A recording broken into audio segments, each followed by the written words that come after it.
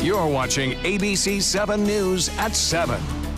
This isn't the Wild Wild West. I mean, everybody who looks at you sideways or, makes an insult to you or pushes you, we don't allow you to start shooting people. After a man was pushed to the ground, he allegedly shot and killed the man who pushed him. Another case of stand your ground or murder. Good evening, everyone. I'm Alan Cohen, and welcome to ABC 7 at 7. We'll have more on Stand Your Ground in a moment, but first, our top stories at 7. The iconic Colony Beach and tennis resort on Longboat Key was a symbol of the good life on the Suncoast and a victim of the 2008 financial collapse. Tonight, it is a pile of rubble.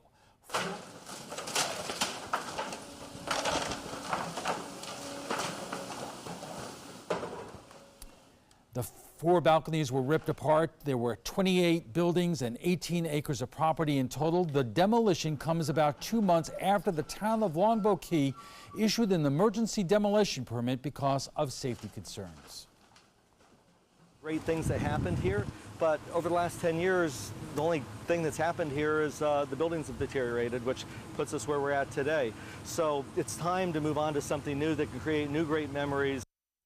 Once the colony is torn down, the new property owner, Unicorp, is hoping to start construction on the St. Regis Resort and residences. A health advisory is now in effect in Sarasota County after pools of mosquitoes tested positive for West Nile virus. Those tested positive were collected in unincorporated areas of Sarasota County near Venice. The area has been since treated, but health officials are still advising people to take precautions against mosquito bites. West Nile virus affects the central nervous system and can cause serious illness. About 80% of people who become infected with the virus will not show any symptoms. For tips on how you can protect yourself from mosquitoes, check out our article at mysuncoast.com. It is also available right now on your phone on our news app. A man wanted for a double murder here on the Suncoast has been caught halfway across the country. According to the Manatee County Sheriff's Office, Joe Clairjost has been taken into custody in Colorado by the Denver Police Department. Clairjost is charged with murder in connection to the shooting deaths of Caleb Bowman and Kamundry Pittman. Deputies say the two were shot and killed behind a shopping plaza on Cortez Road this past Sunday. Right now, it is not known when Clairjost will be brought back to Manatee County. New details tonight in the Parkland school shooting investigation. A judge is ordering the release of suspect Nicholas Cruz's statement. Today, the judge said most of the non-confession portions of the statement should be released in 10 days, barring any appeal by the defendant. Attorneys for Cruz wanted the entire statement suppressed, saying it would improperly influence jurors in his trial. The judge rejected the argument. And when students return to Marjorie Stoneman Douglas High School, they will no longer need to wear see-through backpacks, but they will walk through metal detectors. Other changes include a buzzer system for the front office, additional resource officers, new cameras, more fencing, and new locks on the doors. The school will continue to require its staff and students to wear an identification badge at all times while on campus. Accused Seminole Heights killer Howell Donaldson III has been found competent to stand trial. 3 doctors made the decision after each evaluated Donaldson. He is accused of killing 4 people in Seminole Heights over a 5-week period last year. If he is found guilty during the trial, he could face the death penalty. And prosecutors say there is insufficient evidence to prove former state senator Jack Latvala traded sexual favors in order to help pass legislation. State's attorney Jack Campbell says criminal charges against Latvala were not warranted. He based his recommendation on the conclusion the allegations could not be independently verified. Latvala resigned after a Senate investigation concluded he likely inappropriately touched a top Senate aide and may have broken the law by offering a witness in the case his support for legislation in exchange for sex acts.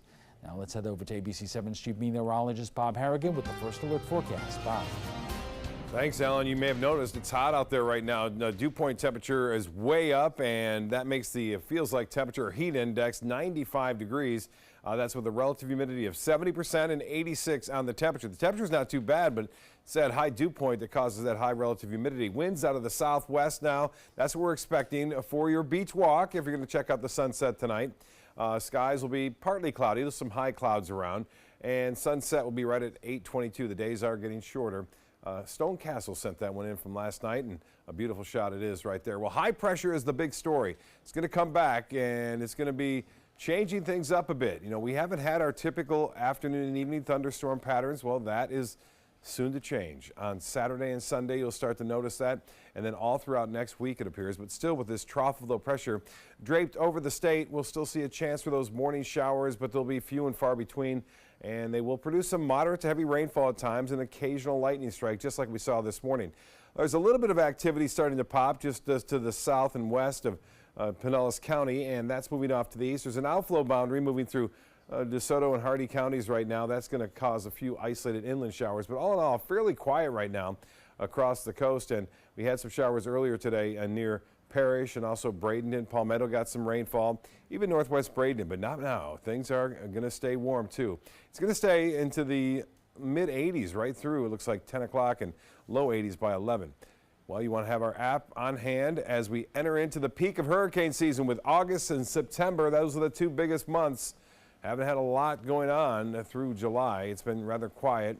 Is this the calm before the storm? Well, you can always keep your weather alert and your app handy. Alan? Bob, Florida's Stand Your Ground law is back in the spotlight after a shooting in Pinellas County. The sheriff there deciding not to charge a man who was shot and killed someone over a parking spot in Clearwater last week. The law, enacted in 2005, allows anyone to use deadly force if they feel their life is being threatened, but that might not be the end of it. ABC7's Jackie Kelly has the story and reaction from the public. People all around the Suncoast are shocked that a man was able to kill another man and get away scot-free. Some say they believe that law enforcement officers aren't interpreting the law properly, while others say they believe that this law purposely targets those of color. This isn't the Wild Wild West. I mean, everybody who looks at you sideways or, makes an insult to you or pushes you, we don't allow you to start shooting people. Board-certified criminal defense lawyer Derek Bird says he believes Pinellas County Sheriff's Department made a bad call on the Stand Your Ground law after a man was murdered over a parking space. Here's the footage of the incident. Michael Draka, who is a white male, confronted Brittany Jacobs over parking illegally in a handicapped spot while her boyfriend went inside to the store. Once her boyfriend Marcus McLaughlin, who is a black male, came out of the store, he pushed Draka to the ground. Dreka then grabbed his gun and shot and killed McLaughlin. Pinellas County Sheriff said because Dreka claims he feared for his life, the Stand Your Ground law allows him to get off scot-free. Local activist group Answer Suncoast says this law targets harming people of color. This wouldn't have happened if he was white. He says Florida has seen many cases like this since the law was put in place, such as the Trayvon Martin shooting in 2012. It's a call to arms for vigilantes, for white vigilantes to patrol and to sort of lurk their neighborhoods in search of people of color who they see as enemies and basically target them. Bird says he still supports the Stand Your Ground law, even though he says it was misused in this case. The problem is, as I see it with Stand Your Ground, is that it's not the law itself. I think the law itself makes sense. I frankly don't think I should have to figure out if I can run before I can defend myself. I should be able to stand my ground. The problem is that we are now seeing more and more cases where people are feeling like they get to stand their ground when they really don't. They're not in fear of death. The group Answer Suncoast says they're working with other organizations such as Black Lives Matter to put together rallies in the future to talk about the issues with racism and the problems with this law. A petition is also circulating to get justice for the victim. Reporting in Sarasota, Jackie Kelly, ABC7, your Suncoast News. Up next, all sides at the trapezoid.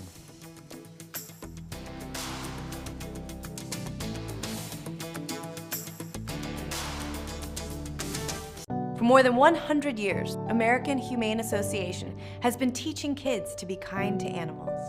Those in our homes, on the farms, on the silver screen, and wildlife conservation, caring for the world's vanishing creatures. But we can't do it alone. Visit kindness100.org to find ways to teach kids how they can make a more caring, compassionate, and humane world for all of us. This is an important message for anyone with Medicare. You may be eligible for an all-in-one Medicare plan that combines hospital, medical, and prescription drug coverage together with extra benefits that may include dental, vision, hearing aids, and much more. Some of these plans have a $0 monthly premium regardless of your income. That's right. For one low plan premium, or in some cases a $0 premium, you may be able to get coverage for your hospital visits, doctor appointments, prescription drugs, routine dental care, eyeglasses and contact lenses, hearing aids, and possibly more. Today may be the first time you've heard about this type of Medicare plan. The advisors at the Medicare.com helpline are licensed insurance agents who will explain more when you call. Call now to see if you qualify. Call the number on your screen now. Call now to see if you qualify for these benefits. You worked hard for your Medicare. Now is the time for your Medicare to work hard for you. Not affiliated with or acting on behalf of any government agency or program. The following message is brought to you by Mesobook.com. People who have been diagnosed with mesothelioma have many questions. How did I get this disease? What are my treatment options? How will this affect my loved ones? You need answers, which is why we offer a free book written by medical professionals who have treated mesothelioma. Call toll-free at 1-800-777-1366 or go to Mesobook.com. According to Golf Digest, 2 of the nation's top golf resorts are on the Robert Trent Jones Golf Trail, the Auburn Opelika Marriott at Grand National, and the Renaissance Ross Bridge Golf Resort and Spa in Birmingham. Plus, the Marriott at Grand National was recognized as Hotel of the Year by Marriott International. Experience luxury and world-class golf Southern style. Visit rtjgolf/resorts or call 800-949-4444 to book your trip to the trail. Stay connected to your clients and new customers using ABC7 digital media services. Our team of professionals provide a wide array of digital services to help you get the most out of your website. We specialize in building and helping you maintain the most effective digital solutions for your business. It's vital that your online presence stands out, so our experts will equip you with the best resources available. Trust ABC7 digital media services to give you the right tools to grow your business. Welcome back. This time it might be different. Florida's Stand Your Ground law has been controversial from the get-go, and legislators, in their infinite wisdom or lack thereof, made it even more so by putting the burden on prosecutors to prove shooters had no reason to fear for their safety. But in the tragic case of last week's shooting in Clearwater, a growing number of supporters of Stand Your Ground are arguing Sheriff Gualtieri screwed up, that the shooting of the unarmed man at a parking space dispute was not a legitimate case for Stand Your Ground. And joining us for more are Jeff Young, known locally as the gun lawyer, Susan Nylon of the Nylon Report, and Jacob Ogles of SRQ Magazine. And Jeff, I'm most interested what your opinion is, because you are a fierce defender of the Second Amendment and Stand Your Ground. In your opinion, was this a proper application of the Stand Your Ground law? Well, the problem is it's kind of hard for me to make that opinion without knowing all of the facts. I am surprised that he was not arrested, because it's been my experience that generally law enforcement officers always arrest when there's a firearm incident and then let the state attorney's office and the lawyers sort it out later. So I'm surprised that they didn't arrest him. But I have seen the video like everybody else, but I haven't interviewed the witnesses. I didn't interview the shooter, so I don't have all the facts. But based on what you see on the video, do you have an opinion? Based on what I see on the video, my initial reaction is the same as everybody else's, is it does appear to not be the best case for an argument for a Stand Your Ground. I think that the video is broke up into 2 segments. In the beginning, when he's shoved down and he's in fear, and if the guy came to him, he could draw, but there does appear to be a break in the chain of action where after he drew his gun, the individual appears to have put his hands up and walked away and was trying to de-escalate the situation, and he fired anyway. So I think there are going to be some questions with this case. I would be very surprised if the state attorney's office did not overrule the sheriff's office and decide to go ahead and file charges. But again, all I'm looking at is a video clip. I don't have all of the evidence, so I can't really jump on the sheriff without having all the information he does. But Susan, Jeff is not alone here. In fact, I believe the defense lawyer in the Trayvon Martin case has also looked at this and said that this does not appear to be the right application of stand your ground. And I would agree with that sentiment as well. I don't think, I mean, knowing the totality of the circumstances and that the individual with the gun was the initial aggressor, what we don't know is what was said, what words were exchanged. Go ahead. Well, you can disagree with it, but I'll stand on that, is that he prompted this whole argument, and then whatever words were exchanged, the words don't, it's hard to determine what words would allow him to fear for his safety based on the body language that we saw in the video. Jacob, the stand your ground law and issues like this has never been more of a hot button issue in our area. People, either you feel one way about it or another. I guess. I mean, one thing that's important to remember about stand your ground is that it's an extension of the self-defense statute in the state of Florida. And I have seen some people argue that even before stand your ground law was passed, that could have been brought up as an argument. I, like the other panelists here, I'm a little surprised the sheriff went ahead and declared from the beginning that stand your ground applied, rather than letting that get argued out in the court system. But I don't know. I think there's more wiggle room and more debate room in terms of stand your ground than perhaps it may seem. We will get more into that in a moment. Our conversation on the stand your ground law continues right after we get a check on the first alert forecast with Chief Meteorologist Bob Harrigan. Bob. Thanks, Alan. The beaches are looking pretty nice right now, a little bit cooler, but the water temperature at 87, it doesn't cool things down all that much. We've had a little bit of reduction in the wave height, and also that west wind, not nearly as strong as it has been over the past couple of days. Although we did see the Sunshine Skyway at one point get under some caution as a result of the high winds. But for the time being, it doesn't appear that any rip currents are going to be developing anytime soon. Things are changing a little bit. Well, we won't change tomorrow. We'll still have a chance for a few morning coastal showers, as we have seen over the past couple of weeks now, with a fairly steady west wind. We will see fewer storms on Friday due to some dry air around. The rain chances lessening somewhat.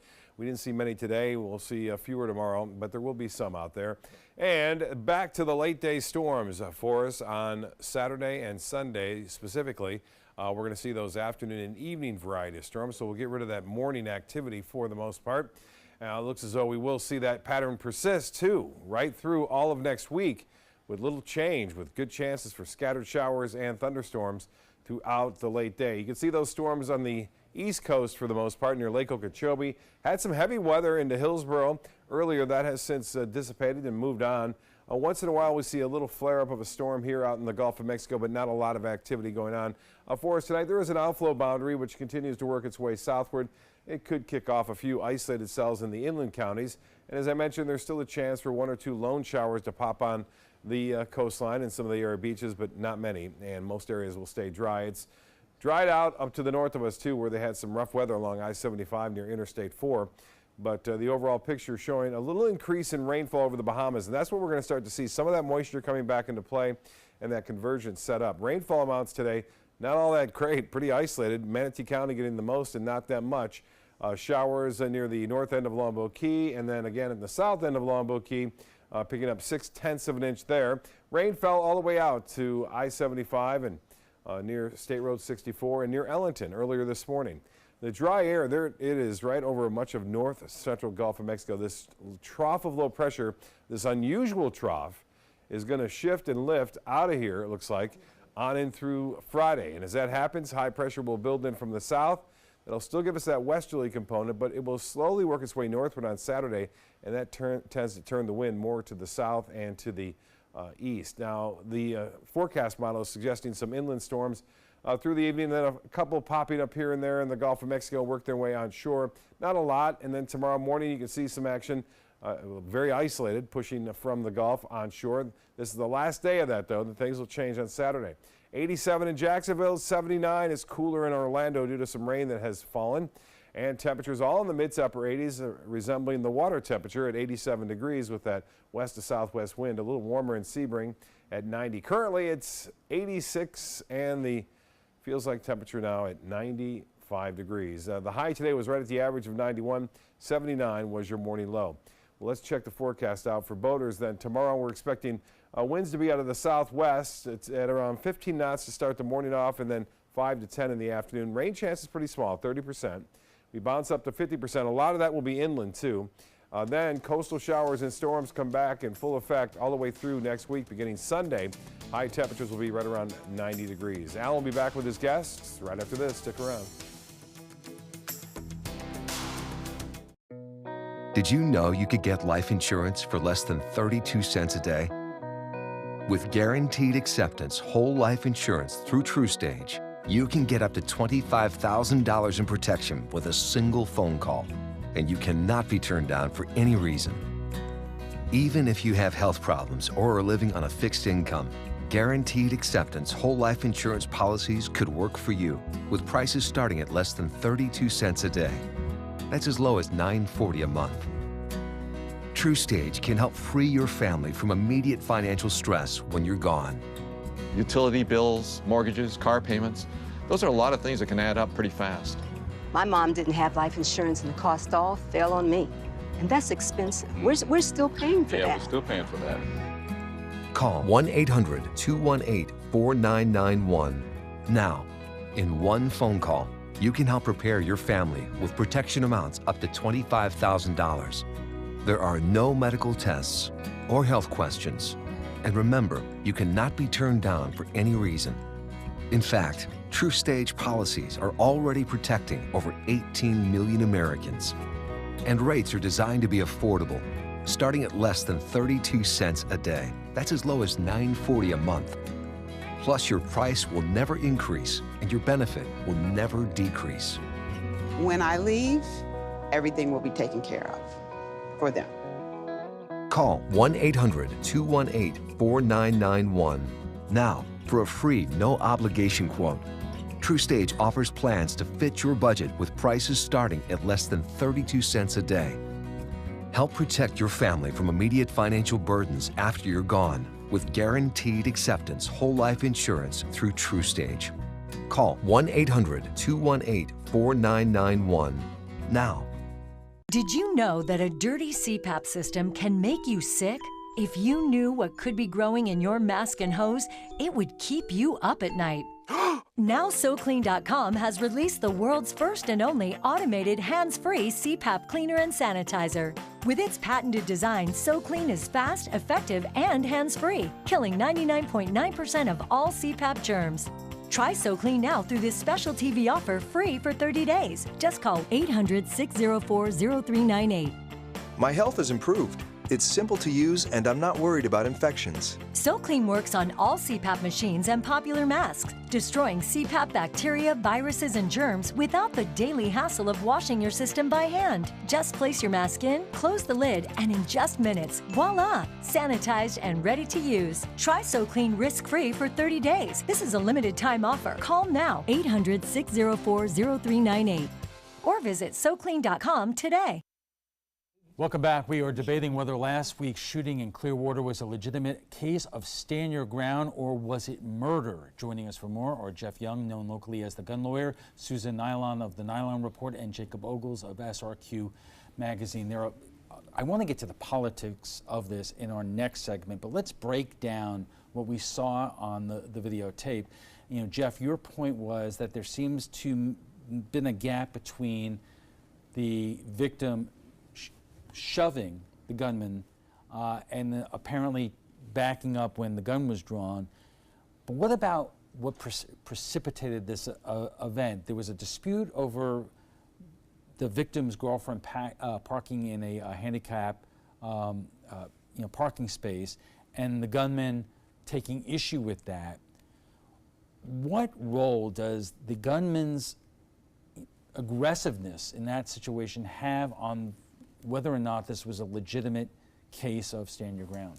Well, I think the issue with this case is it does appear to be, I wouldn't say a comedy of errors because obviously it's a tragedy of errors. So you have somebody parking in a handicapped space for apparently no reason whatsoever. You have somebody who apparently thinks that, I don't know, maybe it's his job to police that particular handicapped parking space. I think there's been evidence that he's done that before. but it appears that, to me, that he's engaging in, sure, a verbal altercation with the person, and then you have somebody who comes out and actually escalates that from a verbal altercation into a physical one. I didn't see anything in the video to indicate that that person coming out of the store had any reason to believe that his wife was in danger or being threatened or anything along those lines, to where he needed to put his hands on another human being. So in the video, the only person that I saw who actually committed an unprovoked assault was the individual who ended up being shot. Now, that doesn't justify the shooting later on in the incident, but that is what escalated into a physical conversation that allowed him to claim self-defense in the first place. Susan? So I would almost agree with Jeff, except for the fact that he's discounting the idea that we don't know what was verbally said. The video that we're basing our opinions on is silent. So a threat can come in many different ways. And yes, you're right. The gentleman did escalate it by laying his hands on that individual, but we also have to take into the fact that he also pulled away and he was also de-escalating it. And at some point in time, there, at least from a humanity standpoint, we have to start accepting responsibility for our actions at all different levels. And at some point, he should, he had the right to retreat. Jacob, how is this playing among the public? Oh, well, obviously, I think it's escalated the feelings of those people who are longtime opponents of the stand your ground law. I think this particular case is politically dicey because, as we're seeing here with Jeff, the supporters of the stand your ground law aren't necessarily in 100% agreement on whether it should apply here. So in terms of that, I think there's a net escalation in enthusiasm on opponents of the law. We are just getting warmed up. Our conversation on your stand your ground law will continue right after a quick break. Stay with us. How do you open tough jar lids? Do you try this one? Or this one? Or how about this one? Honey? This is the future. Shouldn't there be a robot for this by now? There is. Introducing RoboTwist, the robotic jar opener that easily twists off even the toughest lids. Just set it down, press the button, and watch it work. First, the RoboStrong vise locks down tight. Then the powerful twisting action unscrews the lid. RoboTwist is yours for the special introductory price of just $19.99. That's right, the robotic jar opener that easily twists off even the toughest lids, all for just $19.99. Whether the jar is big or small, RoboTwist can open them all. Supplies are limited, so don't delay. Here's how to get yours today. Call 1-800-347-1073. That's 1-800-347-1073, or order online at buyrobotwist.com. That is a pretty good breakfast. You're not even eating. Not hungry. No? Why not? What's up? Kath and I knew that Jenny'd been partying a bit. Found out she tried heroin.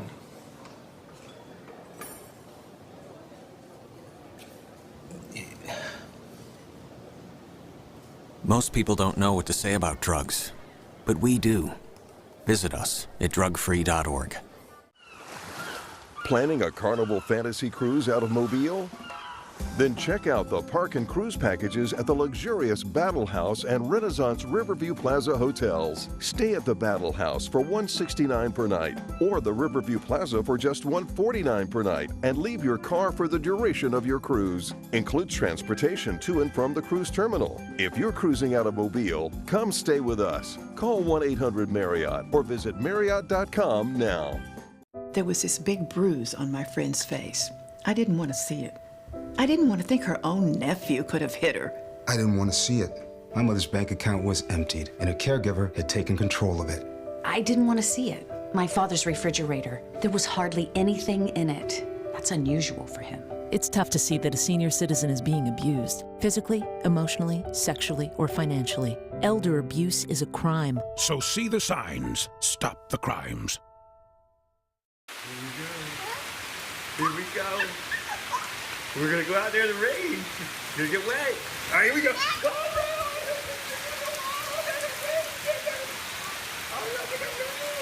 Okay, quick.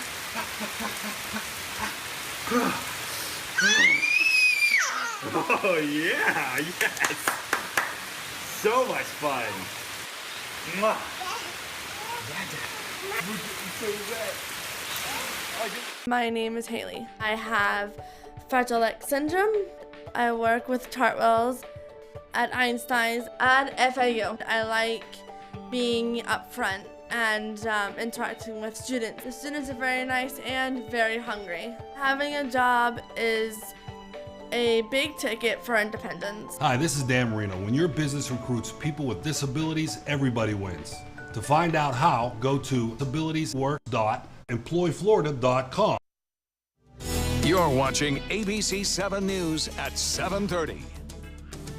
Welcome back. We are debating whether last week's shooting in Clearwater was a legitimate case of stand your ground or was it murder. Joining us for more are Jeff Young, known locally as the gun lawyer, Susan Nylon of the Nylon Report, and Jacob Ogles of SRQ Magazine. Jeff, you were telling us during the break, even in some of the chat groups that you're involved with in terms of supporters of the Second Amendment, it's split in terms of...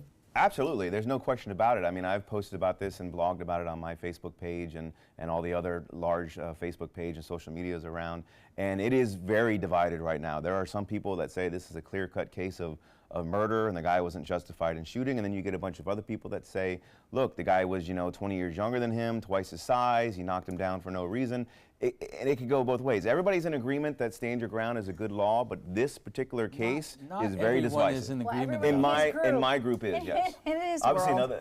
And to his point, real quick, because he's correct. What this has done, I think, is it's only bolstered the people who didn't like stand your ground in the first place, and it's only entrenched people who like stand your ground. So like all other guns, it's just the same divide we always see. That raises some fascinating questions. Number one, especially since a lot of folks in the legal community are questioning whether the sheriff made the right decision in this case, and it's my understanding the sheriff himself has a law degree.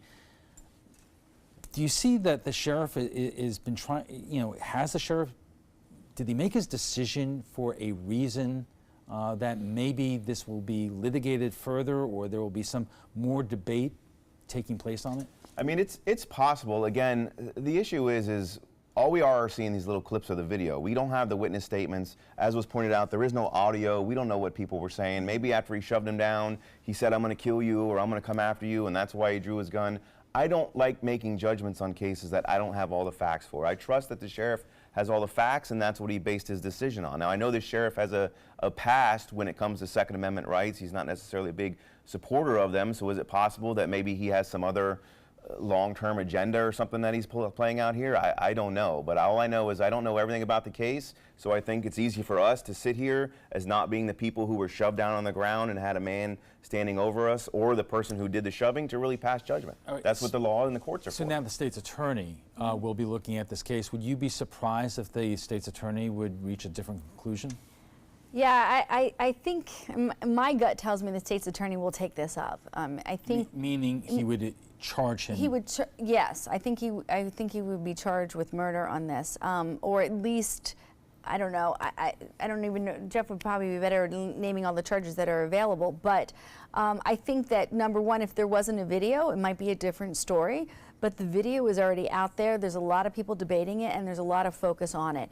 So for the state attorney to just walk away, especially in probably soon to be a political year, it'll be a really hard thing to swallow. Jacob, there's a lot of editorials out there about this. The Tampa Bay Times says stand your ground law triggers vigilante justice.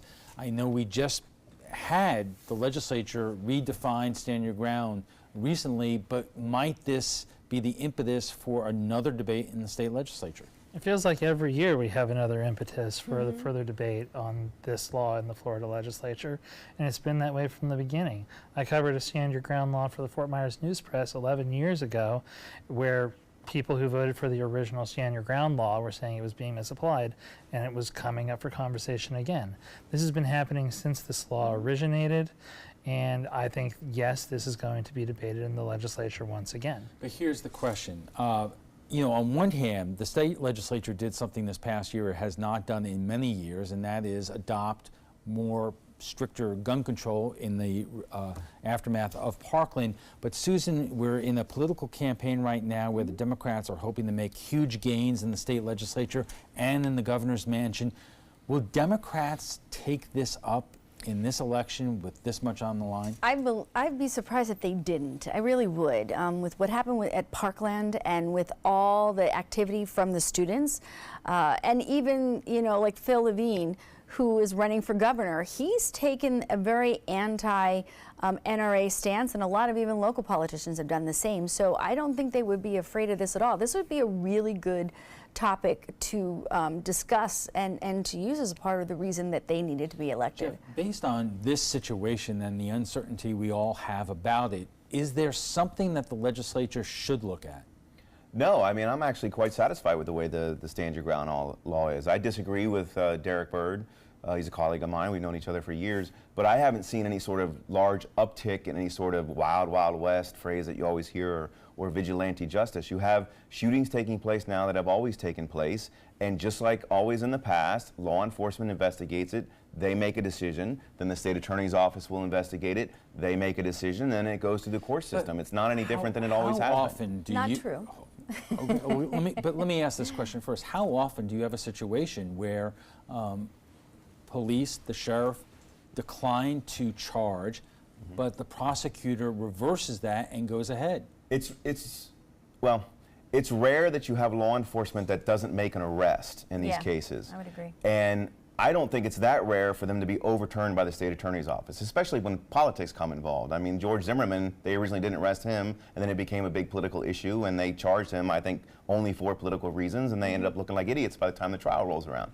Could that happen in this particular case? I think there's a huge possibility of it, but I've seen local prosecutors overrule the decisions by law enforcement all the time. But the fact that in this case the sheriff did not charge, and you're saying that you would not be surprised if the prosecutors did, doesn't that kind of underscore the question out there that maybe the legislature should try to address?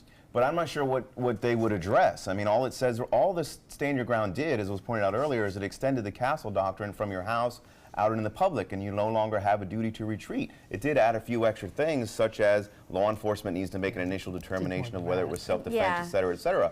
But what would you change? You take that out and then everybody just gets arrested when there's a firearm charge, and then they got to spend thousands of dollars, they got to lose their job and maybe their livelihood. Jeff is also forgetting that the onus is now put on the state's attorney's office to prove that there was a stand your ground issue, as opposed to before when it left it up to the defendant to prove that he didn't commit a crime. And I think that's a big difference right there. And also, I mean, Jacob... But I think that's a good difference. I mean, you work in the public defender's office, you work for the ACLU, you don't want the state to have to prove things beyond a reasonable doubt before they throw you in prison for the rest of their life. I would think you'd be in favor of that. Yeah, but it's really hard to defend yourself. Except when it comes to guns. But it's hard to defend yourself when you're dead, you know? Jacob. Yeah, I mean, I think that's one of the things, and we see that constantly in these cases. We saw it in the Trayvon Martin case, we see it here, is that there's an account that's missing from this entire discussion.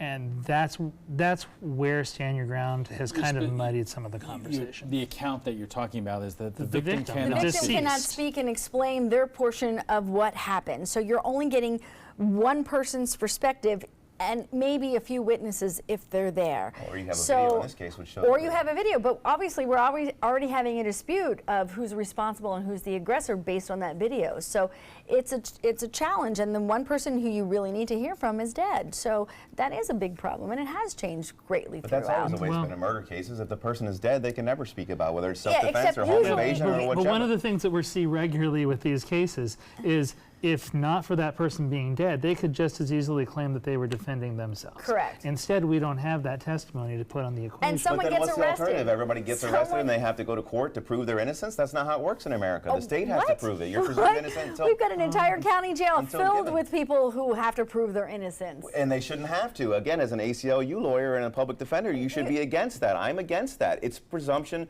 of innocence. The state should have to prove you were guilty. And if the other person is dead and can't give their story, I don't know how else you fix that other than to just say, well, that person can't tell their story, so now you're the one who has to go to jail. You don't walk away from it and say, hey, they were statutorily correct. They had stand your ground behind them, so nobody's held accountable. Well, the cops don't have to. They this just has decide been to. really great. I really haven't had to ask a question for the last 5 minutes. Sorry. And I don't even get the bill for it. So. Folks, thank you very much. We want to thank our guests, Jeffy Young, known locally as the gun lawyer, Susan Nylon of the Nylon Report, and Jacob Ogles of SRQ Magazine. When we return, we will be joined by USF Sarasota Manatee economics instructor Michael Snipes, who will talk about behavioral economics. What does that mean? Stick around. This is an important message for anyone with Medicare. You may be eligible for an all-in-one Medicare plan that combines hospital, medical, and prescription drug coverage together with extra benefits that may include dental, vision, hearing aids, and much more. Some of these plans have a $0 monthly premium regardless of your income. That's right. For one low plan premium, or in some cases a $0 premium, you may be able to get coverage for your hospital visits, doctor appointments, prescription drugs, routine dental care, eyeglasses and contact lenses, hearing aids, and possibly more. Today may be the first time you've heard about this type of Medicare plan. The advisors at the Medicare.com helpline are licensed insurance agents who will explain more when you call. Call now to see if you qualify. Call the number on your screen now. Call now to see if you qualify for these benefits. You worked hard for your Medicare. Now is the time for your Medicare to work hard for you. Not affiliated with or acting on behalf of any government agency or program. Did you know that a dirty CPAP system can make you sick? If you knew what could be growing in your mask and hose, it would keep you up at night.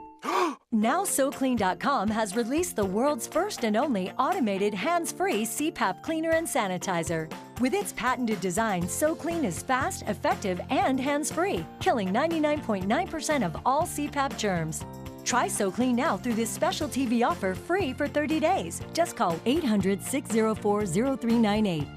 My health has improved. It's simple to use, and I'm not worried about infections. SoClean works on all CPAP machines and popular masks, destroying CPAP bacteria, viruses, and germs without the daily hassle of washing your system by hand. Just place your mask in, close the lid, and in just minutes, voila! Sanitized and ready to use. Try SoClean risk-free for 30 days. This is a limited time offer. Call now, 800-604-0398, or visit SoClean.com today.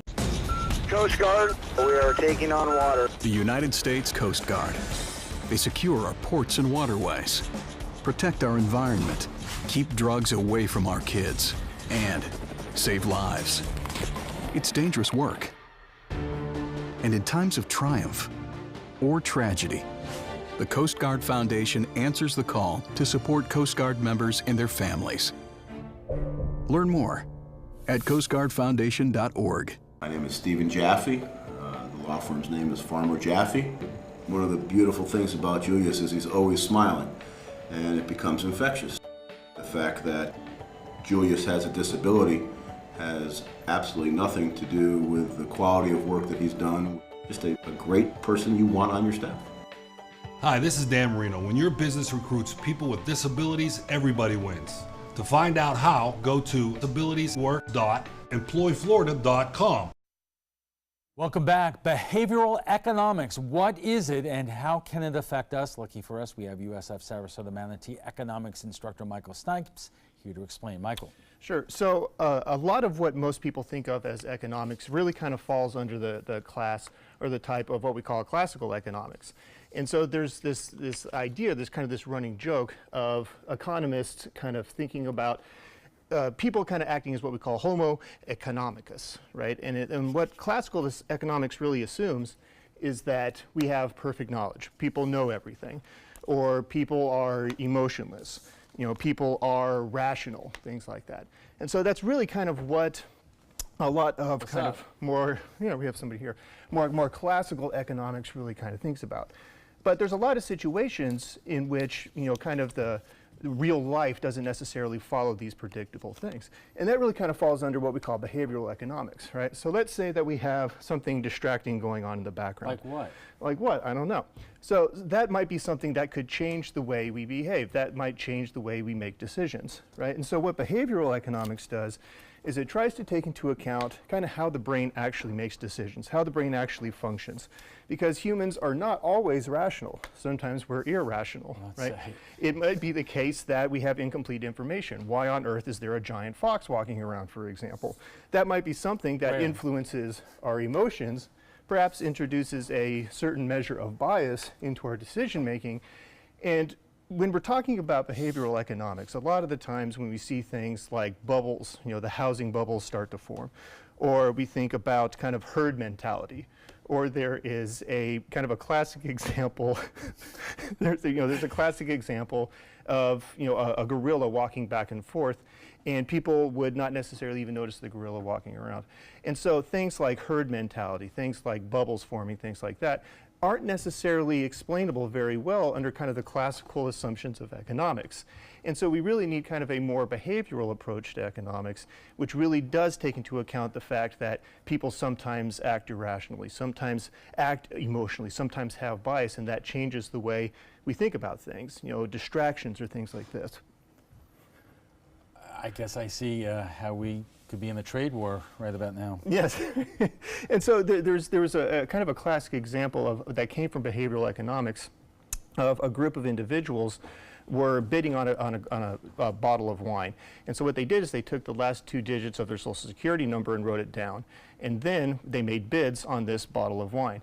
And it turned out that the people who had the highest last 2 digits of their social security number ended up bidding higher on the bottle of wine. And there's no real reason why just 2 random numbers put together should influence the amount that somebody's willing to pay for a bottle of wine. But it did.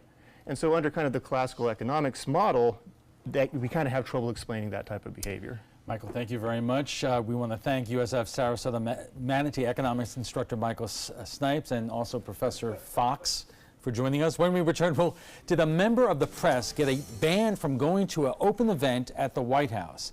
Right now, let's, however, check in and get a final check of our first alert forecast from Chief Meteorologist Bob Harrigan. Bob. Very distracting, wasn't it? That's the first time I could ever do that.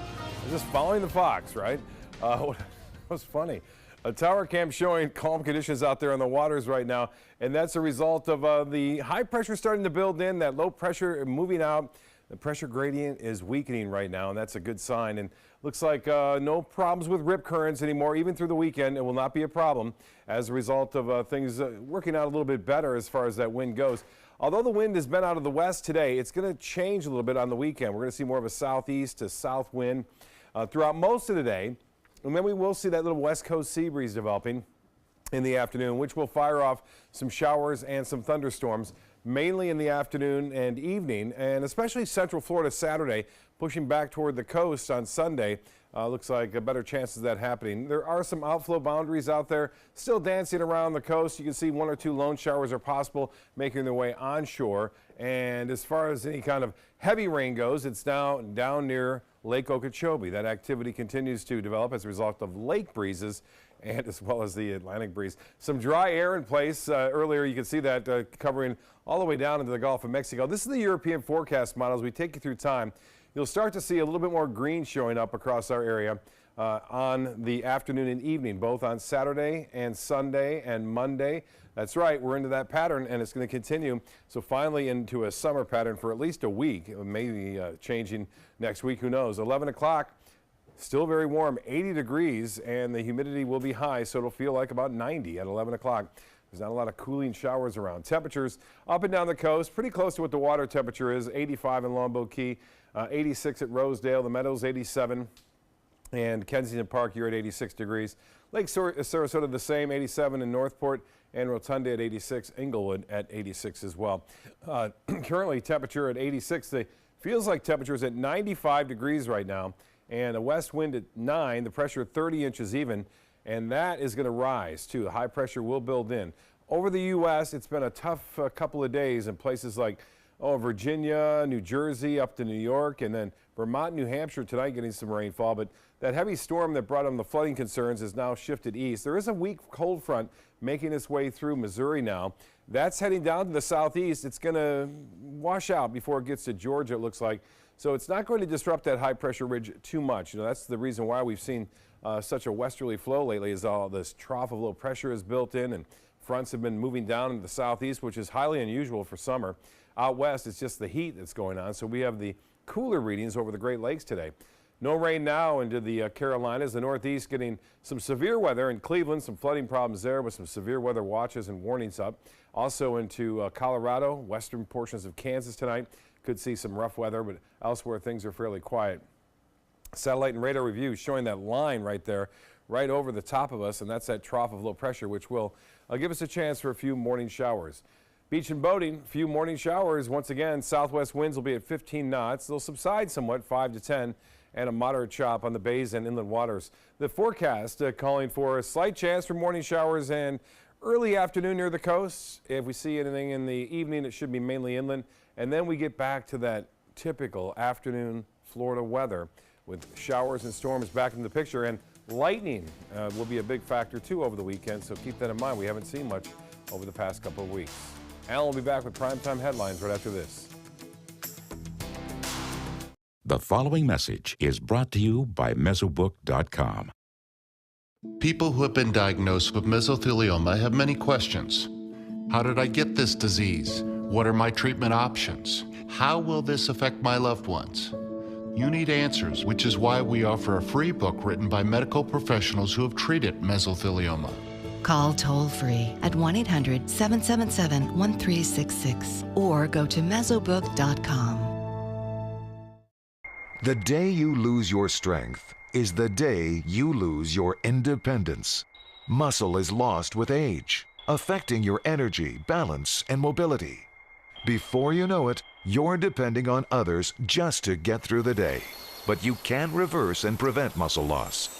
Introducing MyoHealth, a revolutionary proven approach to increased muscle strength and function in as little as 30 days. Live life on your terms with more energy and confidence. After a serious health issue put me down, MyoHealth's getting me back up again. I'm doing activities that I haven't done for a long time. It really works. MyoHealth is a safe, natural dietary supplement, the result of decades of research and 24 human clinical studies. You can live stronger at any age with greater strength, mobility, balance, and energy. Call or go online now and take the MyoHealth 30-Day Strength Challenge. Tomorrow at 9 on Suncoast View. We all appreciate a unique piece of jewelry, and it's even more special when you can design it yourself. I'm Stephanie Roberts on Suncoast View. We'll get a jewelry making lesson from Mermaid's Design Studio in Venice. Then we'll search into the great beyond with the help of the Sarasota Mystic Fair and chat with a psychic. Plus this summer's family comedy musical from West Coast Black Theater Troupe and Tsunami Sushi in the kitchen. Tomorrow at 9 on Suncoast View. The ABC7 First Alert weather app just got even better. It's easy to use once you download it. First, tell the app to follow you, so you get alerts pinpointed to exactly where you are. Then customize your settings with all the places you go, from the beach to grandmother's house. Get accurate alerts for everyone you care about. You can even pick which weather alerts and categories you want and what they sound like. More ways to customize and more ways to keep your family safe. Download the ABC7 First Alert weather app today. We've all heard how military veterans adjusting to the civilian world may have certain issues. 30. 78.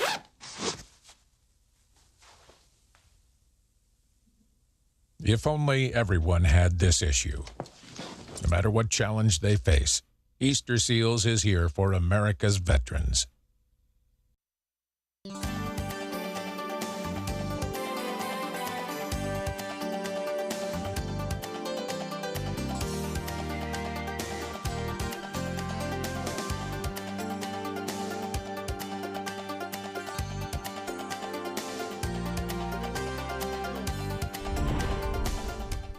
Checking primetime headlines, the press versus the Trump White House. It's been this way since the get-go, but now one reporter is being singled out for the questions she's asking.